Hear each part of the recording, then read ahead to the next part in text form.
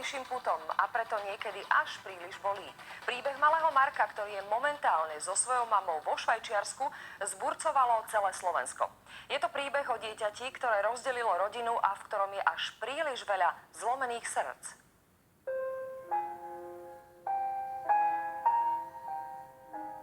My ho strašne ľúbime, veď on je ako náš. Veď keď vy vychovávate dieťa od narodenia, dá sa povedať, od vankúša, tak to je pre nás strašná tragédia toto. Ani zdravotnú kartu mu nezobrala nič, ani tú najobľúbenejšiu hračku, ani sa s nikým nemohol rozlúčiť. Neviem, určite to v ňom zanechalo stopy možno, že do konca života.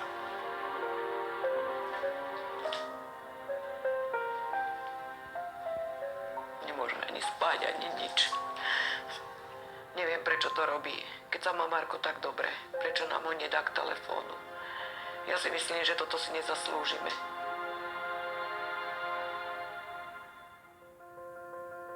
Dnes vrúcne milovaný Marko sa narodil ako nechcené dieťa. Tieto informácie obleteli Slovensko. Jeho matka podstúpila interrupciu, ktorá sa nevydarila.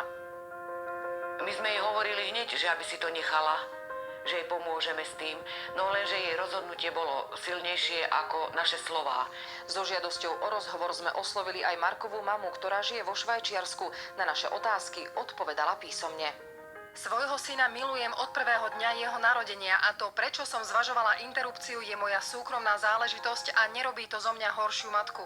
V tom čase som prechádzala cez obdobie a skutočnosti, ktoré ovplyvňovali moje rozhodovanie a vždy bude pre mňa ťažké, že som sa takýmto niečím vôbec musela zaoberať. Za neúspešný zákrok žiadala matka rok po narodení syna odškodné. Dnes to nepripúšťa, hoci sme videli dokument, ktorý to dokazuje. Keďže som nemala žiadne peniaze, žiadala som od nemocnice, aby mi vrátili len tie peniaze, ktoré som zaplatila za zákrok, nič viac. Pýtala odškodné za traumu, za psychické ublíženie, že to dieťa jej ostalo, že akú traumu ona prežíva. Pýtala odškodné vo výške 3300, no v prepočte 100 000 korún. Osud chcel, aby sa chlapček narodil. Keď mal Marko 4 mesiace, matka odišla pracovať späť do zahraničia. Ako hovorí, doma si nevedela nájsť prácu. Chlapec zostal na Slovensku a vyrastal u starých rodičov. Toto bolo jeho kráľovstvo. Tu sme sa hrávali v izbičke, vonku sme sa spolu hrávali. Ťažko je to. My sme toho chlapca piplali, po milimetroch sme ho posúvali dopredu. Vedeli sme, ako na neho, aby písal úlohy, aby si plnil svoje povinnosti. Starala som sa o Marka rovnako ako starí rodičia, keď som bola na Slovensku. Stretávali sme sa pravidelne každý mesiac, tak ako mi to umožňovala práca. Aj sme si pravidelne telefonovali, až kým mi to nebolo zakazované. Ona si nemala kedy ten cit ani vybudovať, keď ona bola stále preč. Ona vedela, ona mi to veľa razy povedala, že o Marka je 100% postarané a tým pádom mala aj taký záujem, ako mala.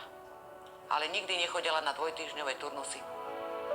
Isté je, že Markov život takto plynul 7 rokov. Pýtate sa, prečo si ho matka k sebe zobrala až teraz? Vždy som chcela svojho syna, ale blokovali ma povolenia vo Švajčiarsku, ktoré som získala minulý rok. Odvtedy som sa snažila zobrať Marka k sebe, čo pre mňa z nevysvetliteľných príčin vyvolalo konflikt s Markovou starou matkou. Mali si niekedy dobrý vzťah? Áno, my sme dobre vychádzali spolu, ale my sme akože viac menej preto vychádzali, lebo ja som sa vždy tejto situácii bála. Ja som vždy ustupovala aj s manželom.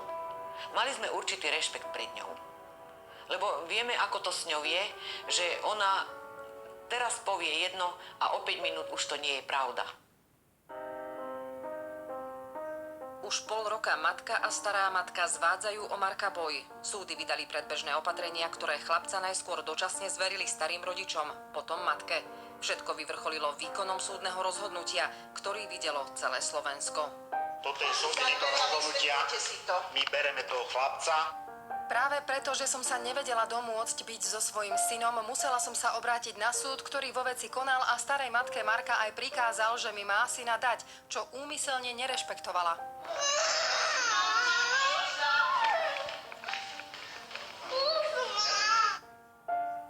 Keď počujeme ten zúfalý plač, určitý odstup času, ale nedokážeme to ani pozrieť, ani počúvať, bohužiaľ.